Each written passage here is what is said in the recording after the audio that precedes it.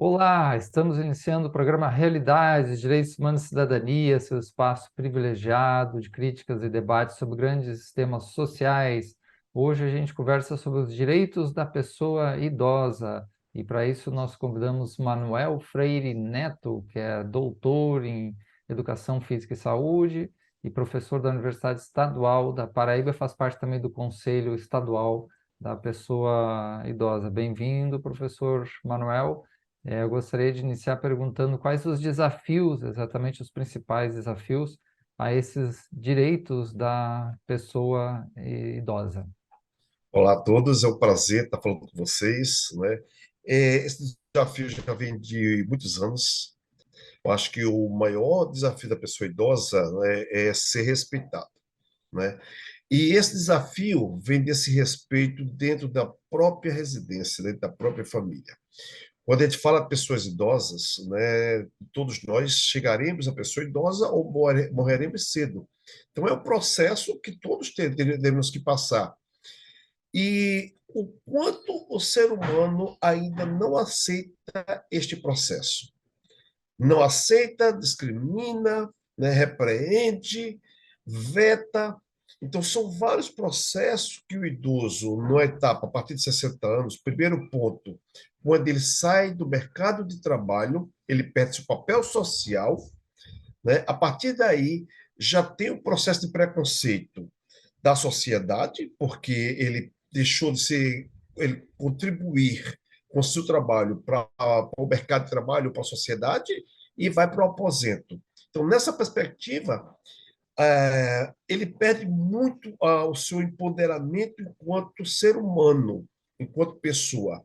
Então, isso é algo que eu vejo muito, inclusive discutindo recentemente esse processo, o quanto as pessoas têm medo de se aposentar, o quanto as pessoas têm medo do envelhecer, mas o medo do envelhecer é perder esse espaço na sociedade como ser produtivo, né? Que tem um processo de contribuição efetiva, um ser ativo.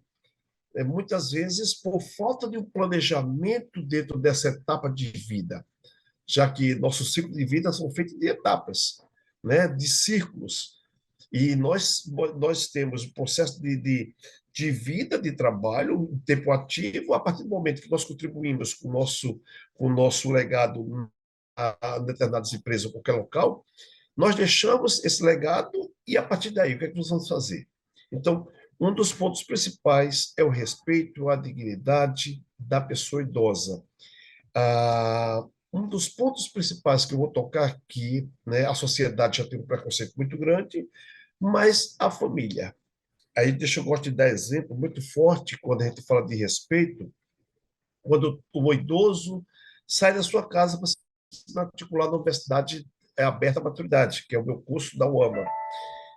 Muitas vezes são criticadas pelos próprios filhos. A senhora vai fazer o que na universidade com essa idade? Então, é como aquela idade tiver a sua barreira que o idoso não pode fazer mais nada, extinguiu naquele processo de ficar em casa, na cadeira, na rede, não pode fazer mais nenhuma atividade, porque o idadismo, né, é muito forte, é muito forte. E o pior é que esse idadismo vem dentro da própria residência e muito mais dentro da sociedade.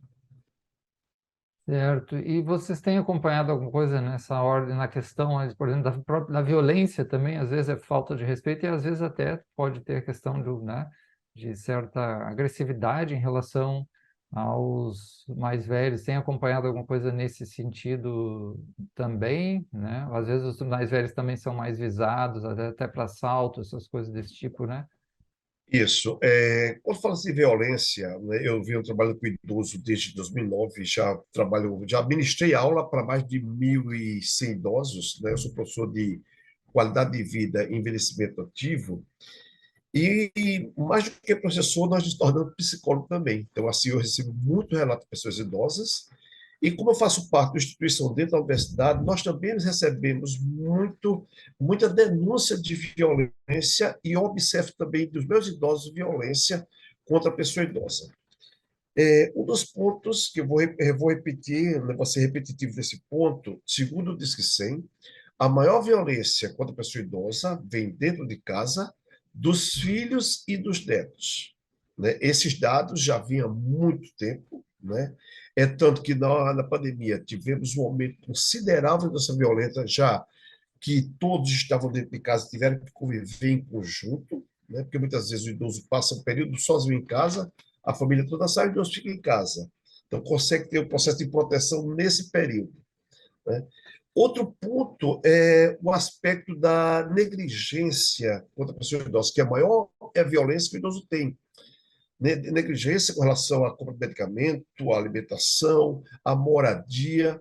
Né? Então, assim, vem muito forte nesse processo. Outro ponto que, se o filho e o neto agridem, esse idoso não denuncia esta violência por proteção deste familiar, que é outro caso seríssimo. Né? Eu tive um caso de violência de uma idosa da minha turma, onde o marido agrediu, quebrou o braço dela, e nós tivemos todo o aparato de proteção dessa idosa, né, com psicólogo, advogado, todo o aparato, mas essa idosa, não, mas eu não vou denunciar o meu marido, eu vivo com ele há muitos anos e eu não vou querer denunciar. Então, termina esse processo de violência sendo replicado, né, e muitas vezes chega até o processo de morte. O abandono dentro da própria casa, né? Como eu faço parte do conselho, e dentro do conselho nós temos uma comissão de fiscalização, onde entra o Ministério Público, o Conselho de Medicina, de Enfermagem, de Direito da Pessoa Idosa, Polícia, todo um aparato, nós fazemos processo de fiscalização.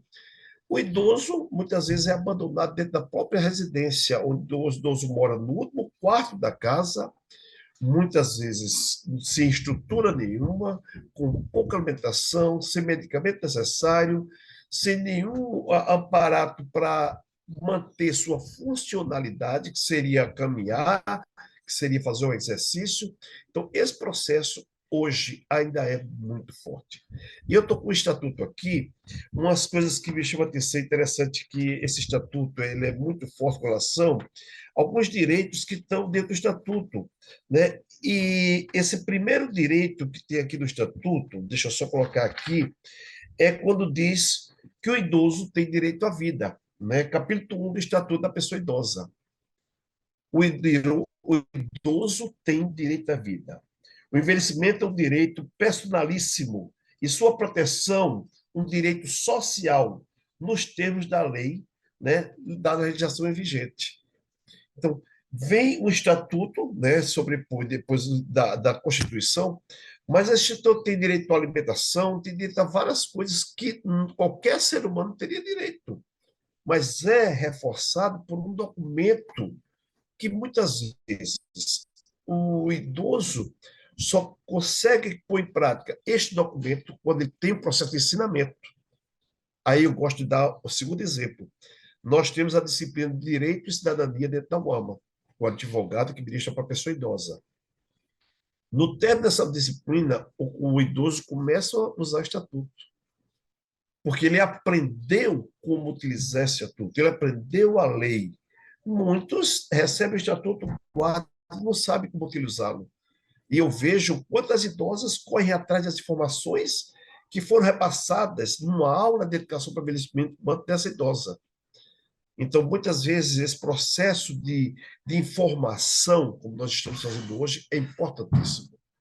Não basta dar só o documento à pessoa idosa, que ela vai guardar e muitas vezes não vai utilizar, ou não sabe como utilizar. Né? Então, acho isso importantíssimo. Certo, professor Manuel. Então, a questão da importância do próprio estatuto, né, do idoso, e também que a pessoa saiba o que tem ali, como usar isso, né, quais os mecanismos. Às vezes a pessoa tem até algum conhecimento, mas como é que vai efetivar aquilo, né? E aí tem a questão também do conselho estadual, né, do direito da pessoa idosa, a importância desse conselho, como é que você conecta essa questão com o conselho, os conselhos, né, são vários conselhos ligados aí à pessoa, ao direito da pessoa idosa. Isso, nós temos os conselhos municipais, o Conselho Estadual e o Conselho Nacional. Inclusive, vai tomar posse agora, dia 22 de agosto. É, algo que nós estamos lutando muito no Conselho Estadual é que todos os municípios tenham o Conselho Municipal. O Conselho Municipal é um processo de representação da pessoa idosa, desde a da categoria da representação civil, como representação pública também dentro desse conselho, é paritário. Então, nós dialogamos muito, né, a defesa do direito da pessoa idosa em todos os aspectos. E vimos que quanto mais nós pudermos fortalecer os conselhos, principalmente dentro das cidades pequenas, seria um meio do idoso conseguir ter uma proteção, vou dizer, proteção, porque ele tem onde recorrer, né? Onde pegar informações, onde tem um processo de amparato da legislação como um todo. Mas uma coisa é importante, ainda tem municípios que não têm o conselho, por mais que seja lei, né, é obrigatório o município ter o conselho, tem municípios que ainda não têm conselho da pessoa idosa, de direito da pessoa idosa. Tem municípios que têm o conselho, mas não é efetiva na sua ação de dialogar com os poderes públicos, com a sociedade, né, mostrando os direitos que essa pessoa idosa tem. Então, nós estamos trabalhando muito nessa perspectiva de fortalecimento dos conselhos. O conselho tem que ser reconhecido como algo de fato e de direito, e com uma representatividade muito forte na sociedade direcionada à defesa da pessoa idosa, né? É tanto que nós temos o Congresso de Envelhecimento Humano que vai acontecer em João Pessoa, e nesse congresso nós criamos o Fórum Nacional dos Conselhos, nesse processo de fortalecer, de discutir quais os parâmetros e quais as ações mais efetivas do conselho. Então, assim, eu acho que em todo o Brasil nós temos que ter um processo de fortalecimento, que é um órgão de representatividade da pessoa idosa dentro de um parâmetro de direito. Certo, vamos fazer um pequeno intervalo, já voltamos a conversar sobre esse importante tema que é os direitos da pessoa idosa, né, com um professor especialista, né, doutor, e aí que é professor da Universidade Estadual da Paraíba, né, Manuel Freire Neto. Já voltamos logo, logo.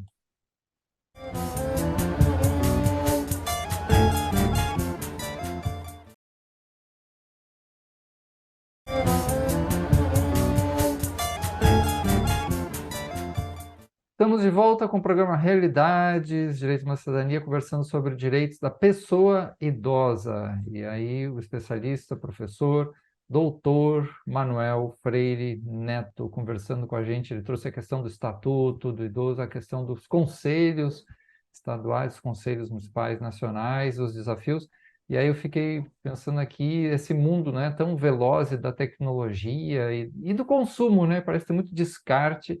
Como é que fica, se isso atinge também a questão dos idosos? Eu lembrando como é importante, por exemplo, nas visões familiares e sistêmicas, e dos antigos principalmente, a ancestralidade, a conexão com os pais, os avós e toda a ancestralidade, e o honrar essa ancestralidade até para você poder seguir bem na vida, senão atrapalha a própria vida quando a gente não tem esse respeito. Como é que ele vê essa questão?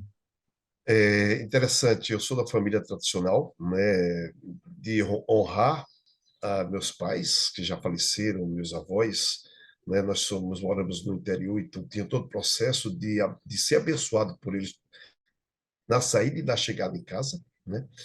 E algo que vem modificando muito, a gente sabe que a tecnologia hoje é algo muito forte, inclusive eu faço pesquisa com meus alunos da graduação, para eles relatarem, darem um conceito, sem pesquisar em nada, do que é envelhecimento para eles, e, ao mesmo tempo, eles pesquisarem com os pais ou com os avós o que é envelhecimento para essa população idosa.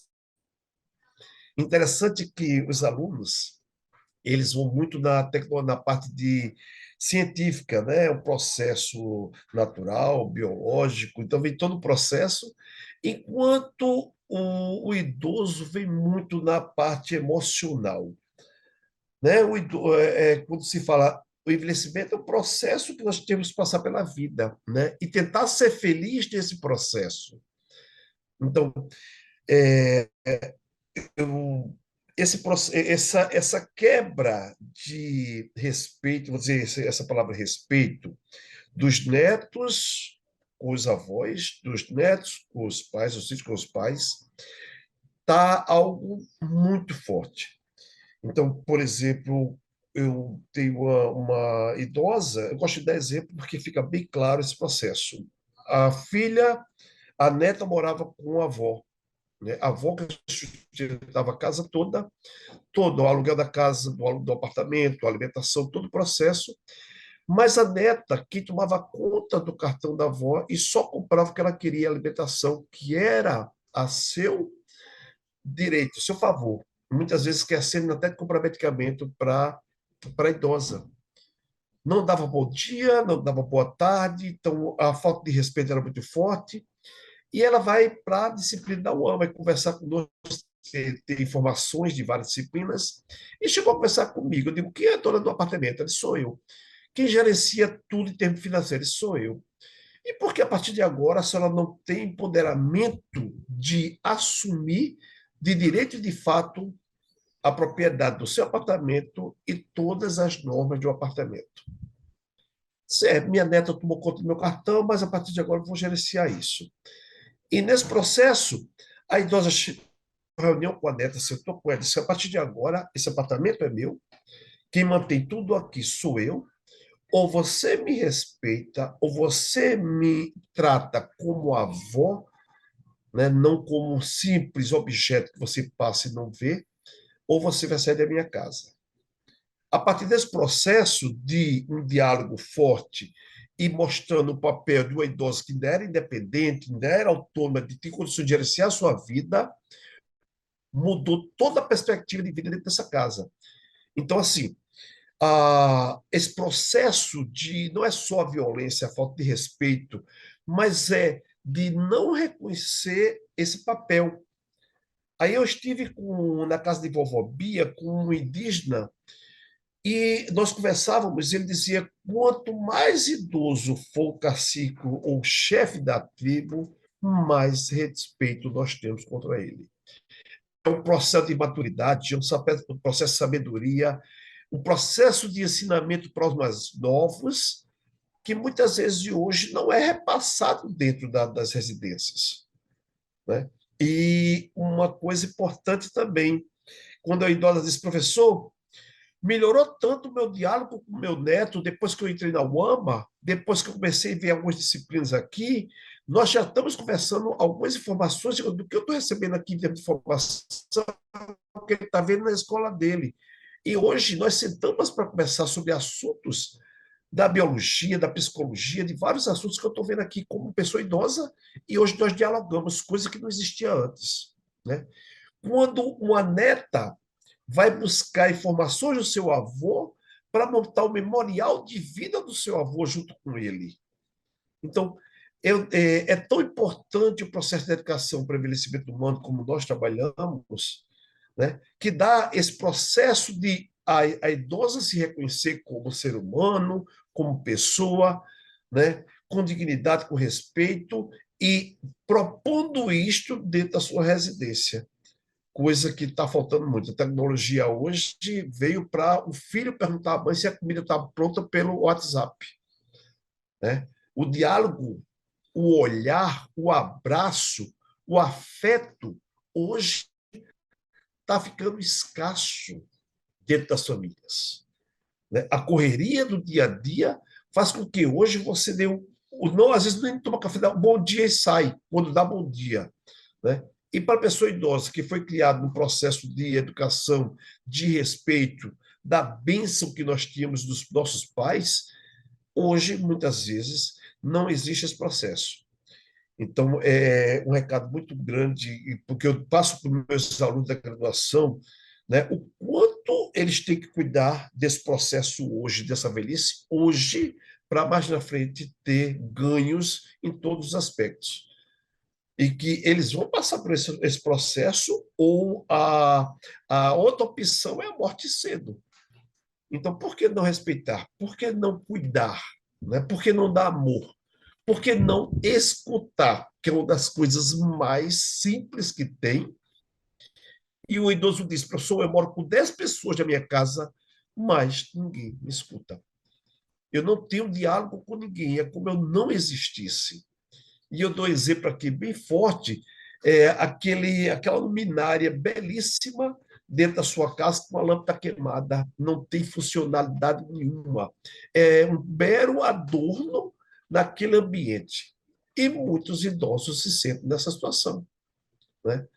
E muitas vezes, depois de uma educação, de uma informação, ele elabora totalmente esse paradigma de ser inerte dentro da sua família.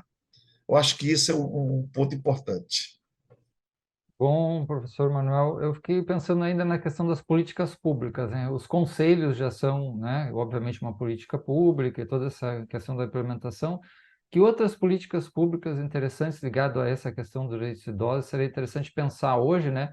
Ainda mais que nós temos agora um novo governo federal aí que recuperando toda essa dimensão de mais de 40 projetos sociais que foram vários deles abandonados, a questão dos direitos humanos sendo valorizada novamente, talvez é uma possibilidade, né, de também valorizar mais a questão dos idosos diante dessa nova fase aí do Brasil, né? Não sei como você vê isso. Isso, eu passei 3 anos morando na Espanha, numa cidade chamada Granada, cidade pequena, né? E algo que eu vi importante, eu digo que lá eu tive qualidade de vida em 3 aspectos: educação, segurança e saúde. Já que a qualidade de vida vem muitas coisas, tem um leque de informações para se ter qualidade de vida. Por exemplo, transporte, acessibilidade, mobilidade. Então, são vários fatores. E o que eu observei que, dentro dessa cidade, a acessibilidade do idoso, mesmo ele com bengala quando andando, ele tem condições de andar a cidade toda, porque a cidade era projetada para o cadeirante e o idoso, ou que tivesse qualquer deficiência, se deslocar por todos os ambientes. Então, nós temos um ponto muito negativo do Brasil. Nós temos falhas em nossa política pública quando fala de pessoa idosa. Muitas vezes a gente vê projetos belíssimos quando fala do adolescente, da criança, do adolescente, mas nós não observamos projetos direcionados à pessoa idosa. Melhoria do transporte, melhoria da acessibilidade, melhoria das práticas de atividade física, onde hoje, né, é saúde para a pessoa idosa, é autonomia, é independência através do exercício de atividade física. Né? Então, assim, são muitos fatores que muitas vezes o idoso se torna dependente por falta dessas políticas. Aí eu dou exemplo de novo, quando o idoso diz: professor, eu não vou para o seu projeto porque eu não consigo subir o degrau do ônibus, ele é muito alto, então eu vou deixar de frequentar uma atividade que me faz bem, né, que eu aprendo e continuo com minha independência, mas a partir de agora eu não consigo mais subir esse degrau do ônibus. Então, assim, no Brasil teria que mudar muito, melhorar muito, já que nós estamos no patamar de ser o 6º país mais idoso do mundo, né, aumentando no percentual muito alto. E quais são as políticas que nós temos de mudança ou de melhoria para esta população? Com relação à saúde, a transporte, acessibilidade, mobilidade, né? Há vários fatores que essa pessoa idosa precisaria para ter um envelhecimento digno e com qualidade. Então, hoje ainda tem muito a desejar os projetos direcionados à pessoa idosa em todo o Brasil. Deixa eu abrir um parênteses importante. Nós, da Paraíba, somos pioneiros na Cidade Madura. É um condomínio onde nós temos a construção de 40 casas com todo o processo de acessibilidade para a pessoa idosa. Ela não é dona da casa, ela passa o período, se inscreve, consegue adquirir a casa, não pode morar só se for o esposo, mas nenhum filho. Lá dentro tem enfermagem, fisioterapia, tem um pátio com um processo, e ele passa o período dentro dessa casa até chegar ao processo de falecimento, né? Então, nós somos referência, temos em 7 cidades da Paraíba essa cidade madura, que poderia ser exemplo para outros estados ou outros municípios. Então, esse idoso, a casa é acessível, o banheiro é acessível, a pia, todo o projeto da construção da casa foi pensado, direcionado à pessoa idosa, né? Então, referência nesse processo de dar dignidade ao idoso enquanto morador de uma casa, dentro de um condomínio, com segurança, com aparato de enfermagem, de fisioterapia e outros aparatos que esse idoso tem, né? Então, nós temos aqui em João Pessoa, Campina Grande, em várias cidades, esse projeto.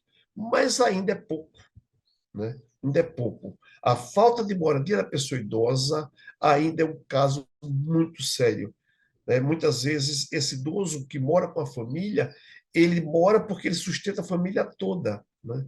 Enquanto em outros países o idoso mora só, muitas vezes com alguém que faz o processo de limpeza da sua residência, ele usa bengala, mas ele consegue gerenciar a sua vida, indo ao supermercado, indo ao banco, indo em vários locais, porque ele tem condições disso ainda.